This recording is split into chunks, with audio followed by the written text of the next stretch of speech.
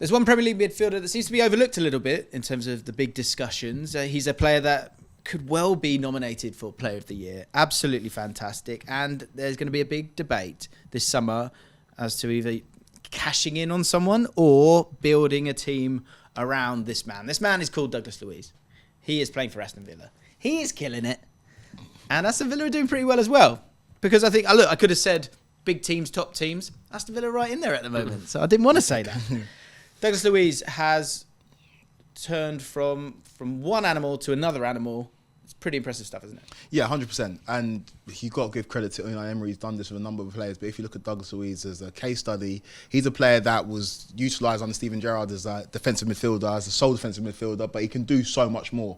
I know that his numbers are bolstered by the fact that he takes penalties, which I think is an interesting quirk to his game. Importantly, he takes corners, which he loves to score as well, right? which is interesting. But you just look at his output this season in terms of the increase in it. He scored 9 goals this season already, in comparison to 6 goals last season, 1.57 shots per 90, which is a big boost from last season, which was just around about 1 shot per 90 minute. And I just think he's a player that can do a lot. I know Nubaid's got some interesting views on him in terms of whether he could cut it at the top level, but in terms of what Unai Emery's done with this player, he's made him into an all-action centre midfielder. And I get frustrated when we try and break football up into these nuances, but really and truly, you want your midfielder to be able to do a bit of everything, and the best midfielders can. And Douglas Luiz has showed that this season he can do everything. Obviously, the goals are what's standing out to people, and that's always going to catch attention. But what he does in the final third creatively is been very, very impressive to see this season. He's got a lovely knack of scoring goals. I think one thing that's been impressive this year, which probably hasn't been discussed much, is Tielemans. Tielemans has been one of the best players in the Premier League for the last few years. No, obviously went down with Leicester last year. Everyone thought, wow, that's a cracking sign. I remember we've certainly spoken about him and him going to Arsenal or Man United. He went to Villa. He doesn't start, all the time, and that role is probably Douglas Luiz's role first and foremost, because his role has changed. The defensive work is not at the same level because he's got a bit of help next to him, hasn't he? Yeah, also, I think technically he's always had the technical ability. But under Steven Gerrard, like Kweku said, he sort of said to be a destroyer in midfield. I think when you've got a guy who can pick the ball up and hit a 40-yard pass, but also zip it on the ground into your front man, you've got to lean into that. And then one thing Unai Emery does really well is he hides players' weaknesses. Pau Torres is another example of that.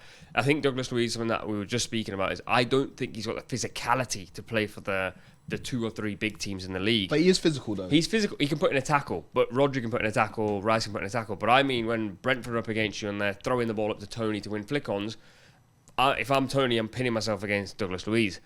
So I wonder how he fits into those bigger sides, because do these bigger sides need an all-action midfielder? Probably not. Arsenal have been talking about a 6. City are talking about a 6 instead of Rodri. Liverpool are looking at a 6. We're not necessarily looking at this version of Douglas Luiz. I think I disagree. I think when we look at, look at Tottenham, look at even Arsenal, who is linked with Man United, obviously have had problems with midfield as well. I think that what's been great for him this year is having someone like Kamara in the side to do that difficult work, to go and sort of put out those fires. As much as anything, it means it's a different spot on the pitch where Douglas Luiz is picking up the ball a lot of the time. He'll be getting the ball from someone else instead of being the first person to pick the ball up off the back line. And if you're doing that, often the pass that you will then play will be quite a simple pass. Whereas Douglas Luiz has got that little bit more freedom to pick up the ball a little bit higher up the pitch and then go and play, that key pass that's necessary. And so I think when I look at Arsenal and you think of, who knows what the future is with Partey, but obviously Declan Rice has been superb there. He's playing with Jorginho at the moment. Jorginho's not going to play forever. So who's the other guy in terms of Odegaard, Rice and one other? Could he go there and do something? I think he could. Tottenham, I think he could have some really good fun as well. Is he going to go from Villa to Tottenham, considering Villa's current trajectory? Well, that leads us on to a very good question about it. Thank you very much. In today's market, with a contract that sees him, walk away, I guess, for nothing in 2026. This is the summer, isn't it? If you're Aston Villa, you either need to get him to sign a deal or he needs to go. In today's market, how much are people... And I'm talking to the Chelsea fan here. He's whatever's necessary. He's 25 years old. Ancient. He's too old for Chelsea. He's like, Remember that's like when you're playing Football Manager back in the day. If you want to, he's not a DM anymore. Centre midfielder, 25 years old, Premier League proven, scoring goals. That's perfect. That's prime for Villa to go and ask for 80 million for him. But because he is so important, it's more about the. But it's about. you're not going to like Nubaid. It's about the value to your team, because I remember when Tielemans had multiple years left in his contract, he ended up leaving on a free. Those are the figures we're bounding about for Yuri Tielemans, who Douglas Luiz is keeping out of the Villa team. And so that's just the going rate for centre midfielders. It's not about the team that buys him. It's about the fact that Villa are going to be competing for a top 4 place this season. And any team that buys him or attempts to buy him are a team that are bigger than Villa and have more money to spend than Villa, and so they're well within their rights to ask for 80 million plus for Douglas Luiz, for sure. I'm pretty sure the question was how much is he worth. So we're saying what do we think he's worth. We're not saying how much do. Is that the question? I think that was. I don't think it's a fleeting question. My thing is, for me, Declan Rice was 105 million, if I'm not wrong, or around that amount. He is the top 2 DM all-action midfielder alongside Rodri. Douglas Luiz, to reach that level and be just £20 million less, for me, is crazy money. But Declan Rice was a player who a big side in Chelsea didn't want, and he went somewhere else and kind of proved himself, but people were still like, can he do it? That sounds a lot like Douglas Luiz. I don't think people were saying, can he do it? Rice could definitely do it at West Ham, and he did it for England. People thought it was a lot of money, 100 mil. I mean, I'm not saying he's that much. So we're saying Declan Rice is a lot of money, but we're saying Douglas Luiz 20 million less is not a lot of money. Yeah, okay. I understand what you're saying, but we've got to be aware of the Man City pump fake, because the news over the last week or so is, you're interested in him, 100 mil. That we've seen City do that to so many teams, and you end up paying over the odds for a player that's not worth that money. He did come through City's academy, or he did play for City for a little bit. So his player got links to that club, and you'd understand why a team at Man City would be interested, not at that price. But I think he's a very, very good centre midfielder, and I think that when you're talking about Player of the Year nominations, which does also contribute to the fees and the value of a player, we're going to be talking about Douglas Luiz, because he's had a great season for one of the best teams in the Premier League. I do also think that we're struggling to find midfielders in the league, almost like we were talking about strikers a few months ago. I think we're in a situation now where if you're a Man City or an Arsenal or a Liverpool, or maybe not Manchester United, but if you want to upgrade a certain position, that position is probably the hardest to upgrade right now. So like when Liverpool signed Endo, for example, for 16 million, people were going, he didn't cost a lot of money, so he's garbage.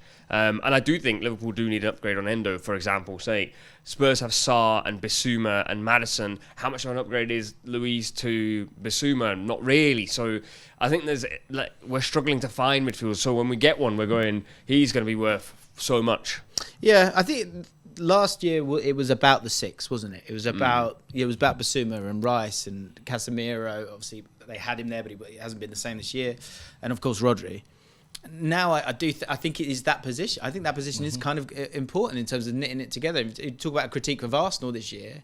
It's been that role position on that left side. And that's why we're all heralding Kobbie Mainoo, because he kind of fulfills that role. Like, it's not all of us.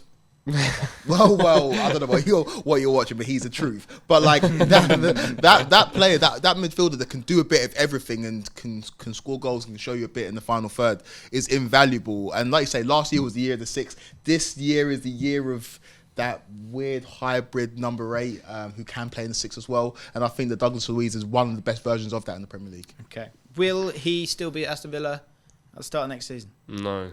I think he goes to Manchester United. Oof. I think he did Villa the favour by signing a new contract in 2022. I think this is the summer where he gets that big move. I've got a weird feeling. Like the one thing I was going to check out there was like, say he wants to stay because we've got Champions League. I'm loving it here, but I don't want to sign a new deal. Would Villa push him out? Would they be smart enough to do that, or would they go, look, let's get 2 great years out of you, and because we're not going to get a Champions League quality player in your place? But if you've got 80 million on the table, I don't think a club like Villa can go, you know what, we're going to turn that down and let this guy go for free. I think it's just too much of a gamble. Leicester pay the price for that with Yuri Tielemans, and they're regretting it to this day.